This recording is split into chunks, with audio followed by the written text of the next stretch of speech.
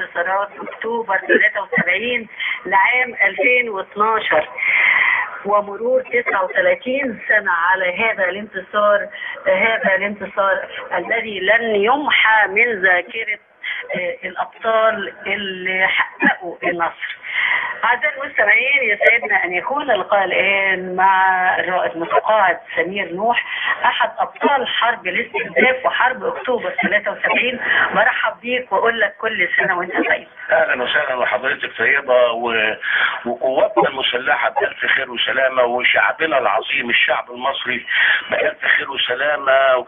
وبمناسبة العيد 39 لأكتوبر وانتصارات أكتوبر المجيدة، بحيي قواتنا المسلحة وقيادتها وعلى رأسهم شهدائنا اللي استشهدوا من أول حرب 67 وحرب الاستنزاف وانتصارات اكتوبر 73. لهم كل تحيه وكل اعزاز وتقدير.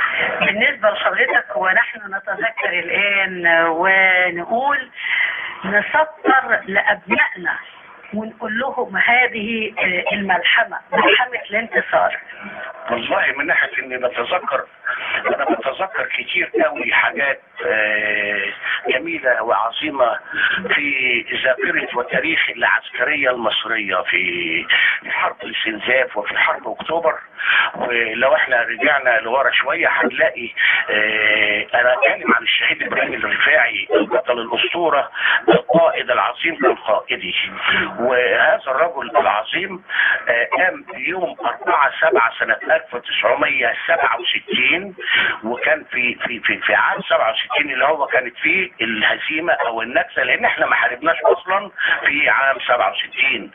وقام الشهيد البطل ابراهيم الرفاعي يوم 4/7/67 وقام وعبر القناة ومعه رجال عظماء، طبعا الاسماء كثيرة، ولكن قام بتدمير 1,000,000 صندوق ذخيرة للعدو، الذخيرة والأسلحة المصرية التي تركها القوات المصرية وأثناء الانسحاب. وقام بتدمير القطار المحمل للأسلحة والذخيرة وكتائب المظلات التي كانت بتقوم بتحميل، وتم تدمير 1,000,000 صندوق ذخيرة للعدو. وده كانت يوم 4/7 سنة 67، وده كانت من بدايات عمل الشهيد ابراهيم الرفاعي قبل ما يبدأ عمل المجموعة 39 وانا اكون معاه. يعني حضرتك بتفخر تماما بالعطاء اللي تم سواء في حرب الاستنزاف او في اكتوبر 73. طبعا وهقول لسعادتك حاجة عظيمة وحاجة جميلة، وان يوم 9 مارس سنة 69 وبمرور الشهيد الجنرال الذهبي الفريق عبد المنعم رياض على الجبهة للمرور على وسط جنوده وضباطه على الجبهة في نادي الشط، ضربت القوات الإسرائيلية من موقع قذيفة قتل الشهيد البطل عبد المنعم رياض.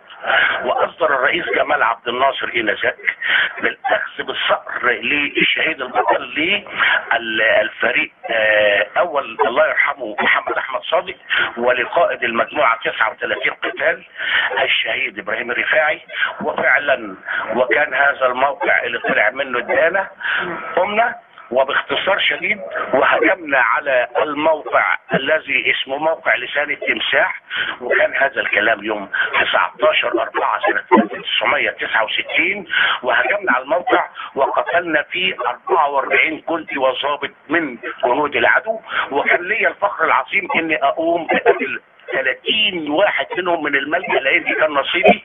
وكان معايا البطل محمد شاكر، كان معايا قائدي في هذا الموقع للخندق ده البطل احمد ربيع عطيه، وكل فخر وعظيم. وخدنا بطار الشهيد عبد المنعم رياض، بدل واحد قتلنا 44 من العدو يوم 19/4 سنة 1969. يعني حرب الاستنزاف كانت مقدمة لحرب 73 ونصر 73. وان شاء الله. وكان لولا لولا حرب الاستنزاف ما قامت حرب اكتوبر، لان احنا جسينا نبض الجندي الاسرائيلي الان وعرفنا نقط كل عيوبه، واتضح انه لا يمكن يقف امام اي جندي الا من خلف ساتر من طياره من موقع من دولة، ولا يمكن يقف بالمواجهه. وعشان كده لما عبرنا وقتلنا ال 44 في قلب الموقع كلهم كانوا مستخبيين في قلب الموقع. لو قلت لك على تفسير هذا الموضوع هقعد يوم كامل ان شاء الله. كل سنه وحضرتك وحضرتك بألف خير وسلامه، وانا متشكر جدا.